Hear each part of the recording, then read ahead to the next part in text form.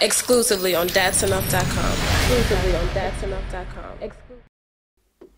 Datsenough.com. Blue Magic here with Young Pat and the LA Clippers shooting guard Jamal Crawford. How you doing, man? Chilling.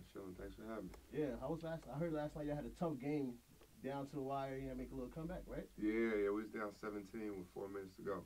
You know, and everybody was like, man, we let the opportunity get away, but we just hung in there, and then it's funny how things work out. You know what I mean? I think we came out on top. You had a little bit of a tough game. Had the transition from being the starter when Reddick was out to going back to the bench hurt you a little bit? It's an adjustment. You know what I mean? Because when you come off the bench at first, the whole thing is just to have a positive impact. It's not always scoring. It's just doing something, bring the energy, bring the spark, being the spark plug.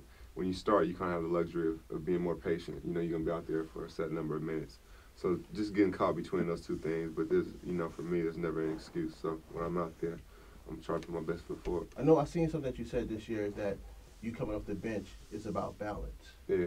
Like, can you explain that a little bit more, like when it comes off the bench? Yeah. I think, honestly, not being cocky or anything, but I think I'm one of the better scorers in the league. Mm-hmm. And I think when you have Blake and CP, and those guys, two superstars in the starting lineup, they got to get their shots and stuff. But when they do come out, or when JJ or somebody comes out, we don't lose much, at least scoring-wise. So that allows them to get more rest. If they're well rested, they'll be better at the end of the game. So I think for us, it gives us really good balance, and that's what I meant by that. Do you think you're an all-star this year? This year, you never know. I don't even play for that no more. Honestly, I think as long as I kind of feel like the Jada kiss of basketball, as far as giving props, as long as my peers are respected, I'm good with that. I've seen you put up a tweet about that, is that you've never been in an all-star game. That's amazing to me. Yeah. Because, watching your career as you grew and you blossomed, it's like, why hasn't this guy been an all-star? Do you sometimes think about that as well? Or do your teammates bring it to you? Yeah, my teammates and players in the league, for sure. I used to, for sure. At first, when I was here and I was averaging like 20 points and 5 assists, they were like, yeah, but you guys aren't winning enough. And now fast forward, I'm seeing guys that win 7, 8, 9, 10 games at the all-star game. You played 40 games or whatever, 50 games. And they're like, they don't say nothing about them. Mm-hmm. You know what I mean? Now it's just like they was doing numbers, so they're in the All-Star game. I'm like, I wish that was 5 years ago. But now it's about winning for me, so whatever it takes. I've got invited to the skills challenge. And, I said I wouldn't do none of that unless I was playing the big game. If I was playing the game, I'd do all of it. Do you think some of that plays into your being, like, how humble you are about your game? No, I think, honestly, I'd be humble regardless. I had the opportunity to be around pro athletes when I was a kid, 16, 15 years old. And some of them treated me good and some of them not so good, But I always said if I was in that position, how I wanted to come across meeting somebody, and because those moments last forever. You don't know it at the time. They didn't know at the time that those moments would be with me forever. But being in that position, being on the other side of the coin, I know how important it is to interact with these kids and be an influence, a major positive influence in their life. So coming back to New York City today, to play the Knicks, Yeah. what is it what is it that you miss the most about being in New York? The fans. The fans are always so passionate, especially in the streets. They're brutally honest, and I can honestly say I never got booed one time in the 4.5 years I was here, almost 5 years I was here, and I always appreciate that. And then being at the Garden, playing, not knowing who's going to be there. I remember one game, Samuel L. Jackson, who I'm a big fan of, he came to the game and I wasn't playing. He was across the court like, man, I came just to see you play. Like, that's crazy to me because that was one of my favorite, and he is one of my favorite actors, so just those type of moments. Like, when you was in a free agency and you had to choose between the LA Clippers and the New York Knicks, like, I follow you a lot on Twitter. I know you was going back and forth between your decisions. I didn't even know that. Yeah, I was going back and forth. So, like, what made you come up with the final decision? Because I know you was like, yo, I really want to come to New York, but... Yeah. And nobody was wearing number 11. All those things were in my mind. Like, they must be set up for me to go back there. But it was funny because I talked to everybody. Melo called me. Tyson Chandler called me. Coach Woodson called me, like everybody, Steve Mills, everybody was calling me. Mr. Dolan, like to come back, and I almost did. But it's just funny how things work out. Honestly, I thought being closer to home at that moment, at that time, would be cool and an opportunity to win, like right away. Playing with Chris, playing with Blake. At that time, as Coach Del Negro, just having a team in place. So I just decided to go that route, but you still never know what can happen in the future. Yeah, because like that's something that's always, even in Madison Square Garden, like they still appreciate the years that you put in. Yeah, and I appreciate them too. Like I love coming back. It's my favorite arena to play in. Every time you play there, it's like you're on stage. You know what I mean? And you go to concerts and things of that nature, but it's like you're actually performing. Now, I remember last week you mentioned playing with Blake Griffin. Yeah. Last week you threw a pick and roll pass to Blake, and he, the craziest dunk I've ever seen in my life. It was unbelievable. Can you just explain playing with Blake, and does he ever amaze you? Yeah, that was amazing. He amazed me every game. I remember one game we were in Philly last year, and he jumped. You guys can look it up. Chris threw him a pass, a pick and roll pass, same thing. He jumped, and he had the ball in his right hand. He switched it in his left hand. He got an and one. Absolutely going bonkers. I mean, I am too. Look at this. Look at the bench.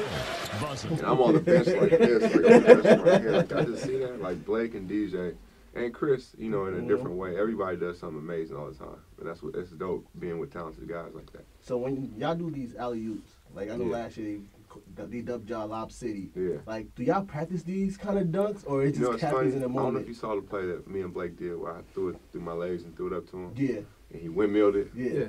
Well, when I first came to the Clippers, I told him, I was like, man, I got this play in my head. That play's been in my head for 15 years. It has, but I didn't really have anybody to do it. Yeah.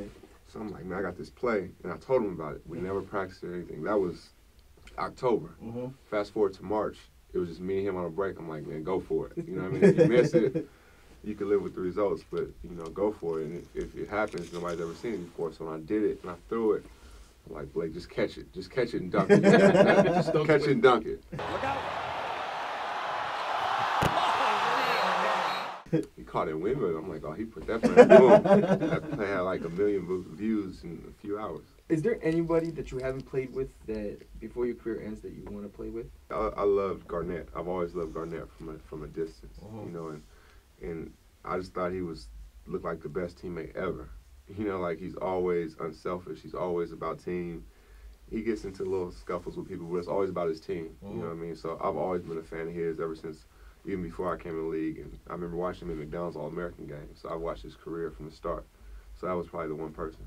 I know that, again, you're very active with you. That's one of the things I wanted to commend you about. Like, you're one of the athletes that actually talk back to your followers. You answer the questions. Like, on nights when you're off, you're like, answer questions, I'll answer them. Like, ask questions, I'll answer them.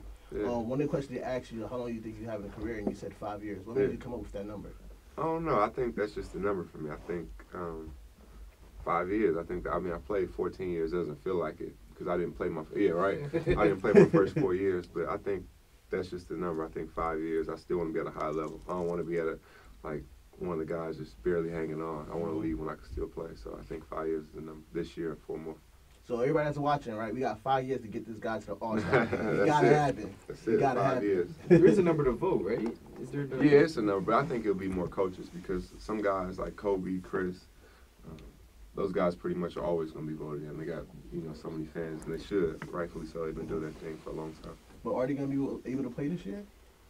That's another thing. You never know. You never know when they're coming back. Have you taken a look at the new All-Star jerseys? Yeah, I saw them. What do you think about them? The sleeves, they're different. They're different. You played in them, right? Yeah, we played them a few times. Different, for sure. We practiced in them last year.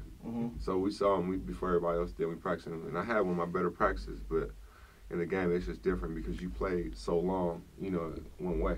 Just having the jersey on, so to see that and have that, it's definitely different. Yeah, I know some people were saying that it hurts, especially you being a shooter. A shooter, yeah. It bothers them a little bit. Yeah, you can't get as much extension, I don't think, shooting the ball as you would without no sleeves on. Yeah. So do you think that they should go forward with it, or do you see them staying with the regular jerseys that they currently have? I would rather play in the regular jerseys, 99% of the time. But I understand the special games, and that's a special game, obviously. You can deal with it, I guess. Who are some of your artists that you're listening to right now? Oh man, I listen to everybody. Joey Badass, Wale, Kendrick, Wayne, Jay, of course. That goes without saying. Nas. I like a lot of '90s hip hop though. Yeah. Like a lot of, I still play Biggie, Life After Death straight through, Reasonable Doubt, or Machiavelli, just straight through. Those albums were classic albums, and they never get old. So whenever I want to go back to that time, and that's when I was in high school. So when I go back to that time, I always put those albums on, just let them play. So playing in LA now, how do you feel about Kendrick saying he's the king of New York? I mean, honestly, I think he feels like he's one of the best, period. That was Idaho, New York, LA, and he's backing it up. I think he's one of the best rappers out there, period, no matter where he's at. If he was in New York saying he's the king of LA, I think he's just one of the best rappers. I think his bars is unbelievable, and he loves it. I told him, it's crazy, I told him last year before the hype really started, I was like, I think you're this generation's Andre 3000, just the way he spits. You know, like he just loves to rap, and he's so talented, and it's crazy to see his career and where it's going. So what do you think you see yourself doing after this this career of basketball? I think, honestly, I should be a high school coach. Like, you just need to decompress a little bit. At that point, I've been doing it 18, 19 years, traveling and flying everywhere. You know, I think I just want to go back to my high school and just coach and work on my foundation. And then hopefully, at that point, Seattle has a team. I can just work in the front office there where I don't have to travel as much. I see you comment a lot on, you know, college basketball players. Yeah, and the high school kids. Them yeah, for sure. Because, I mean, I had, like I said, I had a relationship with some of those guys coming up, Gary Payton, Doug Christie. But I didn't always feel comfortable because I'm in high school. Those are NBA stars. I didn't feel comfortable just texting them. You know what I mean? Asking them questions I might have. So I try to make myself available to them. They ask me questions all the time. All the time. With Seattle not having a team right now, do you think they're going to have one in the future? Yeah, for sure. It's such a great city. The fans are passionate. You see what the Seahawks are doing. You know, the Mariners just got Cano. So I think the sports city is on the rise. We're not very happy about that. I had nothing to do with that. I had nothing to do with that. You sure you ain't made no phone calls no, like not that? at all. You know He's a great player, but no, I had nothing to do with that. Well, what do you think? What do you think they'll be back with the Supersonics? Do you think they will go do another name? No, Supersonics for sure. Yeah, that's what we grew up on. You know, they won a championship in '79. Then you had the Gary Payton, Sean Kemp era. So it'd be Supersonics. So it's safe to say that you're riding with the Seahawks this year. Oh, no question. No question. I will be in Detroit. I think we're flying. We'll just be landing before the game starts. So yeah, me and Matt Barnes, he's a big 49ers fan. So friendly wager on that. Oh, that's good. Yeah. Is there anything else you like do outside of basketball that you do during your off time, like during the off seasons? I do a lot with my foundation. That's kind of like my time to spend with my family and do stuff with my foundation. We do a lot of different things. I did a gym at my high school court. Then I did an outdoor court. Then I got trainers in all the Seattle public schools. You know, so you would hate for a grandparent or a parent to be at a game and see, you know, going to cardiac arrest or anything. Then we got defibrillators for all the Seattle public schools. Then we do a barbecue for the whole city on the 4th of July.